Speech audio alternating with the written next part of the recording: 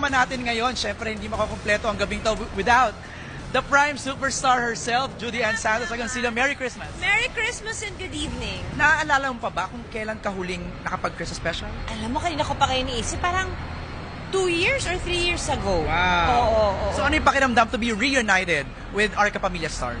It's always fun kapag may Christmas special kasi ito yung mga hindi mo nakikita lagi eh. At saka, it's nice to see new faces and familiar faces. Palagi ko naman yung sinasabi na magulo siya to begin with, pero yung gulo na masaya. Tapos, nakikita mo uli yung mga boss mo, nakakapagkamustahan kayo. So, it's a good night. Natutuwa ka ba na ano doon pa rin yung mga old friends, tapos new stars? Yes, ang dami mo talagang, parang ang dami nagbabalik sa memories mo pag nagkikita-kita kayo. Tapos, para lang talaga kayong hindi nakita na matagal, pero once na magkita, parang kahapon lang kayong magkasama.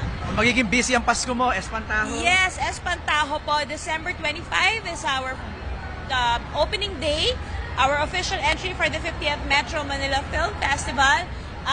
Rated PG po kami. Wow. So this is directed by Chito Ronyo. Congratulations, Juday! Merry Christmas. Sa ating mga kapamilya po, mapapanood ninyo ang two-part Christmas special ng ABS-CBN sa A2Z Kapamilya Channel and Kapamilya Online Live ngayong weekend, December 14 and 15, 8:30 ng gabi. Merry Christmas! Merry Christmas. At yan ang latest mula dito sa The Big Dome. Balik sa'yo, Alvin!